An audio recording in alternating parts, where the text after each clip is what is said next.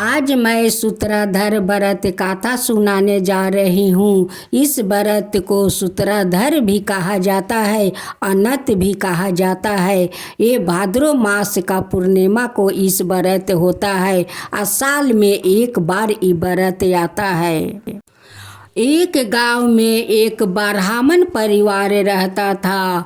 वो ब्राह्मण बहुत गरीब था और उनके परिवार में बस पति पत्नी और उनकी पुत्र था। उस ब्राह्मण को कभी काम मिलता तो कभी काम नहीं मिलता। वो ब्राह्मण जैसे तैसे अपना गुजारा कर रहे थे। ब्राह्मण का पास इतना पैसा तो नहीं था कि वो अपना पुत्र को जनेऊ करवा सके। वो ब्राह्मण देव अपना पुत्र को एक पीला रंग का धोती और पीले रंग के झोला उनकी कंधे में थमा देते हैं। माता पिता दोनों आशीर्वाद देते हैं कि पुत्रा, आज से तुम इसी वस्तु को धारण करना और इस झोला में भिक्षा मांगना।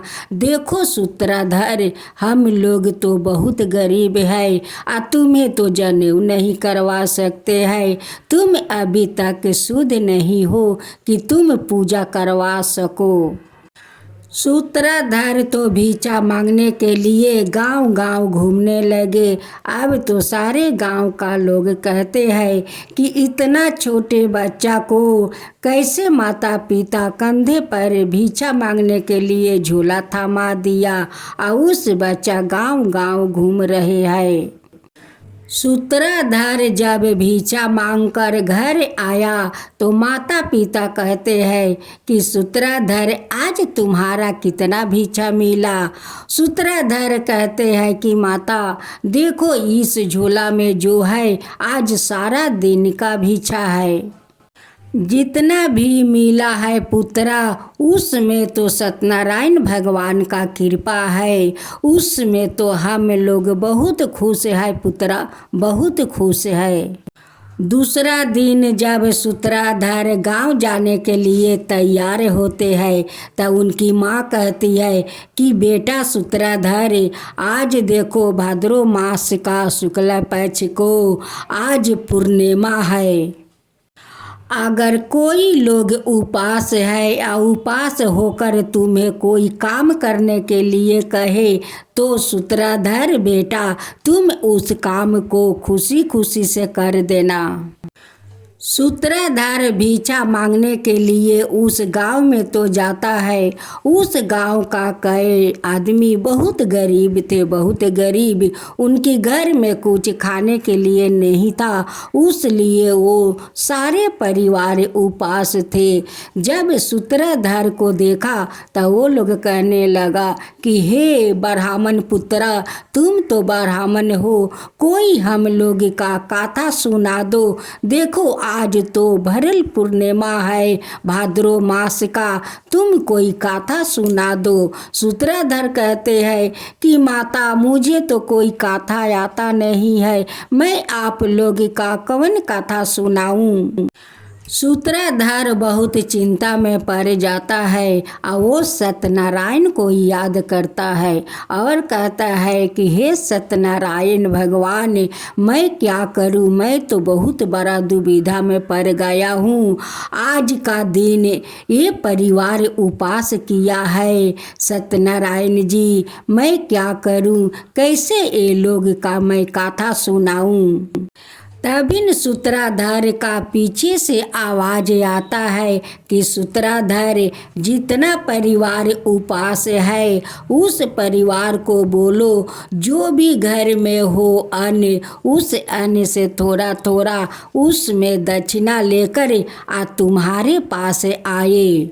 तभी एक पीछे से आवाज आता है कि सूत्रधर, जितना परिवार उपास है उन्हें सब को बुला लो और बोल दो कि जो घर में अन्न होगा उस अन्न से थोड़ा थोड़ा एक बर्तन में लाए और वो सारे लोग का अपना सामने बैठा दो और बैठा कर जो तुम वस्तु पहने हो उस वस्तु से थोड़ा फाड़ कर सभी बर्तन में सूता तुम डाल देना। ओ लोग का हाथ में दो दो चावल धरा दो और बोलो कि सबिन सत्यनारायण भगवान को ध्यान धर करे आ उनकी कथा सुने। आ तुम बोलो कि सत्यनारायण भगवान ओम नमः।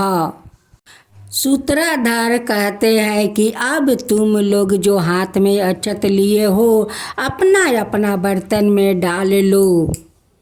सूत्रधार सभी को समझाते हैं कि देखिए आप लोग भाद्रो मास का शुक्ल पक्ष का ये पूर्णिमा है। ये पूर्णिमा को जो उपास रहता है सत्यनारायण भगवान को जो कथा सुनता है उनकी घर में सुख समृद्धि का भंडार भर जाता है। सत्यनारायण उन पर प्रसन्न हो जाते हैं। इस कथा सुनना चाहिए। आज का दिन को व्रत करना चाहिए। आज आप लोग एक समय भोजन कीजिए। जो आप लोग का बर्तन में मैं सूता दिया है वो कोई सूता नहीं है, वो अनमोल है। वो सूत्रधार व्रत बोलता है, कोई अनत बोलता है तो कोई सूत्रधार व्रत बोलता है। इस सूत को जब आप लोग भोजन करने बैठे तो पहले केले के पत्ते में अग्रासन निकाल दीजिए, नौच देकर और सत्यनारायण भगवान को गोर लाग कर तब जाकर भोजन कीजिए। लेकिन उस सूता को पहले हाथ में बांध लीजिएगा। जो थाला में दो दो चावल है अपना भंडार में जो भी अन्न हो उस अन्न में मिक्स कर दीजिएगा। भाद्रो मास का शुक्ल पक्ष का पूर्णिमा का सूत्र व्रत आप लोग जरूर कीजिए। इस व्रत करने से सत्यनारायण भगवान बहुत प्रसन्न हो जाते हैं। आप का भंडार कभी खाली नहीं रखते हैं, इसलिए इन्हें सूत्र व्रत कहा जाता है। कोई सूत्र व्रत कथा कहते हैं तो कोई अन्न। जितना परिवार इस सूत्र व्रत किया था उनकी भंडार तो सत्यनारायण भगवान ने भर दिया था धन से। उनकी भंडार में कभी कमी नहीं हुआ। उसलिए इस व्रत का सूत्रधार व्रत कहा जाता है। सभी लोग इस व्रत को करते हैं। इसे सूत्रधार व्रत भी बोलते हैं, अनत भी बोलते हैं। एक दिन हम लोग इस भाद्रो मास अष्टमी करते थे, कर्मा धर्मा करते थे, अनत भी करते थे। हम लोग एक दिन ये सारे व्रत किया करते थे। लेकिन अभी बंगाल में तो कोई पूछता नहीं है, समझता नहीं है कि अनत क्या चीज़ होता है, कर्मा धर्मा क्या चीज़ होता है। बंगाल में तो कोई समझता नहीं है। इसलिए हम लोग का व्रत कर्मा धर्मा और अनत छूट गया। जो सूत्रधार कथा सुनाए, जो सुने, जो हुक्का भरे, उन सब का ऊपर कृपा कीजिए। हे सत्यनारायण भगवान सब का ऊपर कृपा कीजिए। जय सत्यनारायण भगवान, जय सत्यनारायण भगवान की जय हो। अब दूसरी कथा। किसी गांव में एक साहूकार रहा करते थे। उनकी बहुत बड़ा परिवार था। उस साहूकार का तो कुछ का कमी नहीं था। अन्न धन सब कुछ भगवान दिए थे। वो दान पुण्य सब कुछ साहूकार करता था। एक दिन साहूकार अपना परिवार से कहता है कि इस पूर्णिमा को मैं सत्यनारायण भगवान को पूजा रखना चाहता हूँ। अब तो सारे परिवार खुश हो गया कि पिताजी इस पूर्णिमा का आप इस बार पूजा रख लीजिए पिताजी। उस परिवार ने सारे पूजा का सामान अपना अंगना में सजा कर रख दिया था। ब्राह्मण देव आते हैं और पूजा कराने बैठ जाते हैं, लेकिन दो चीज़ तो भूल जाते हैं। ब्राह्मण देव तो पूजा शुरू कर देते हैं। उसी समय एक गाय का बछड़ा वहाँ पर उपस्थित हो जाते हैं और वो बछड़ा कहता है कि ब्राह्मण देव, सारे सामान तो यहाँ सजावट हो गया है, सारे सामान पूजा को तो तैयार हो गया है, लेकिन दो चीज़ें अभी बाकी है, उसका बिना तो पूजा शुद्ध नहीं होगा ब्राह्मण देव। ब्राह्मण देव कहते हैं कि बछड़ा महाराज, यहाँ पर तो सब सामान जुट गया है, यहाँ पर तो कुछ का कमी नहीं है। बछड़ा महाराज कहते हैं कि तुम भूल गए हो कि मेरा गोबर और पेशाब का बगैर सत्यनारायण भगवान का पूजा कभी नहीं शुद्ध हो सकता है। आप उस कलश पर गौर गणेश बनाए हो, उस चनामृत में एक बूंद मेरे पेशाब डाले हो। ब्राह्मण देव हाथ जोड़कर कहते हैं कि नहीं बछड़ा महाराज, मैं तो कलश पर गोबर का गौर गणेश नहीं बनाया हूँ और नहीं आपका एक बूंद पेशाब उस चनामृत में डाला हूँ। उस बछड़ा ने गोबर और पेशाब देकर वहीं पर अंतर ध्यान हो जाते हैं और ब्राह्मण को आँख फटे के फटे रह जाते हैं। वो तो बहुत आश्चर्य हो जाते हैं कि बछड़ा महाराज आकर अपना गोबर और पेशाब को याद दिला गए। मैं कैसे भूल गया कि मैं गोबर को गौर गणेश नहीं बनाया और नहीं पेशाब उनकी चनामृत में डाला।